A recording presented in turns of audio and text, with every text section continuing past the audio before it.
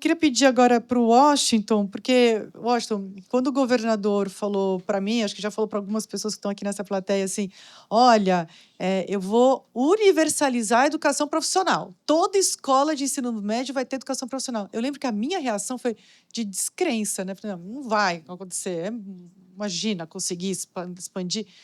E aí vocês foram lá e fizeram, né? Então, assim, eu acho que é muito interessante esse trabalho que aconteceu entre educação e planejamento, porque esse é um processo que, obviamente, tem uma liderança muito importante da educação, da Secretaria Estadual de Educação, mas que exigiu muita dedicação do planejamento, obviamente com decisão política, né, com uma intenção bem colocada ali do governador, mas que você fazer expansão de educação profissional e também a expansão da educação integral, isso não é só com muitas aspas, uma decisão, ou você colocar o dinheiro, ou você fazer com que a coisa ali tenha as condições, pelo menos iniciais, para ela acontecer.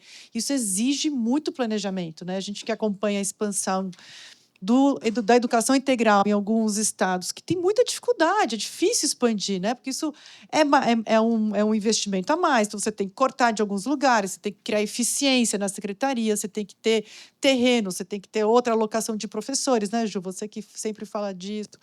Então, isso exige muito planejamento. E a mesma coisa, a educação profissional, eu lembro de um almoço, hoje não me lembro mais, lá na sede do governo do Piauí, tem um mapa do Piauí com as vocações econômicas do Estado. E que lá vocês fizeram o casamento entre oferta de educação profissional com as diversas vocações econômicas, né, pelas sub-regiões do Estado.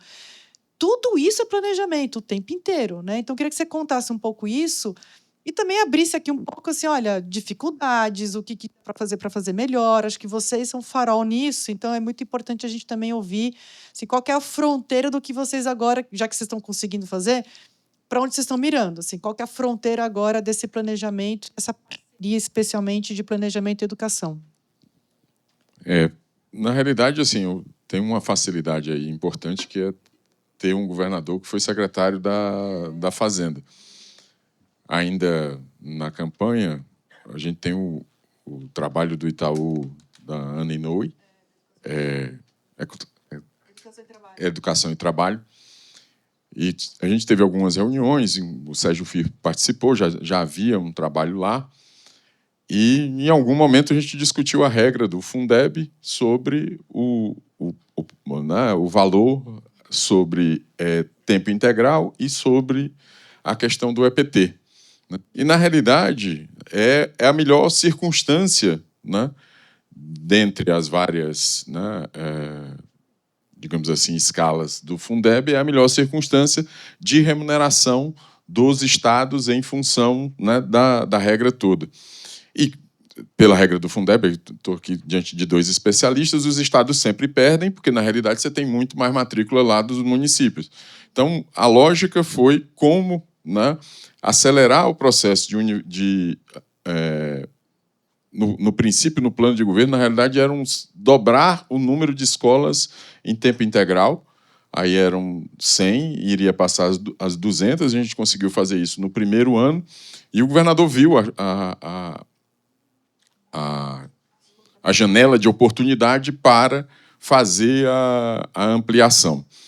Um outro ponto importante, para além desse, é que a gente tinha recursos, ainda tem recursos do Fundef, daquelas ações judiciais, que, na realidade, estão financiando o processo de adaptação das escolas. Então, todo o programa de reformas, né, climatização, refeitório, quadra de esporte, e vai, é como se fosse um recurso extra que está sendo, nesse caso, bem empregado, porque ele vai estar virando um ativo importante de toda a rede. Um terceiro ponto foi uma decisão, né, clara de não construir mais escolas, na realidade, né, considerando até um ponto que eu não vou conseguir fazer, que é o problema da demografia, né, que está diminuindo o número de pessoas, né, que estão nascendo. O Piauí faz a inversão da curva em 2037, é um problema, porque vai diminuir muito a matrícula, então também tem esse aspecto de não construir mais escolas, para não incorrer em maiores gastos, né? E tem uma outra circunstância que a gente tem analisado, que é a questão da contratação de professores. O nosso conjunto de professores foi alcançando a idade de aposentadoria. Hoje a gente tem, né, a perspectiva de concurso para 4.000 vagas para repor. Eu até acho, né, estou falando isso publicamente porque já disse para o governador, acho que a gente deveria fazer por etapas, inclusive por conta dessa curva demográfica, né, porque vai diminuir mesmo com o tempo integral. Mas, né, a gente tem a consciência de que não precisamos contratar um para um. Não é um aposenta, um eu contrato. Tem um delta a menos importante para você não comprometer as contas no longo prazo. E um último ponto, né, é a questão de o formato da contratação dos professores do EPT, né? Porque eles, na realidade, eles não podem ser contratados no mesmo formato do professor de português, de matemática, pelo simples fato de que o mundo das profissões muda muito, você não cabe a questão da estabilidade. Então, esse é um ponto também, né, que vem se trabalhando de uma certa maneira efetiva. O que eu acho que é gargalo, né, é a velocidade com que a gente está fazendo, né, porque aí você tem hoje cerca de 512, um pouco menos de 520 escolas de ensino médio. Então, elas, no ano de 2022, eram 100 escolas só em tempo integral, e nem todas elas tinham EPT. Então, você vai passar em 3 anos para 512. Então, aí tem alguns gargalos, por exemplo, na velocidade das reformas, se criam desigualdades. Você vai no município e tem uma escola que está funcionando em tempo integral, mas não tem estrutura, a outra do lado já tem a estrutura, isso cria um problema, inclusive político, dentro do município, com os deputados, tal. Então, esse ritmo ele vai se ajustar no médio prazo, mas é um ponto importante. E também a outra questão eu já mencionei.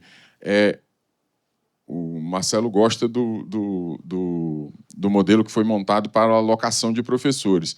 E a gente precisa acertar no modelo de contratação de professores a partir desse concurso para não ter um problema mais grave lá adiante, porque aí você tem um contrato de 30 anos que às vezes excede, né, a vida do próprio servidor e isso pode comprometer. Isso precisa estar bem calibrado.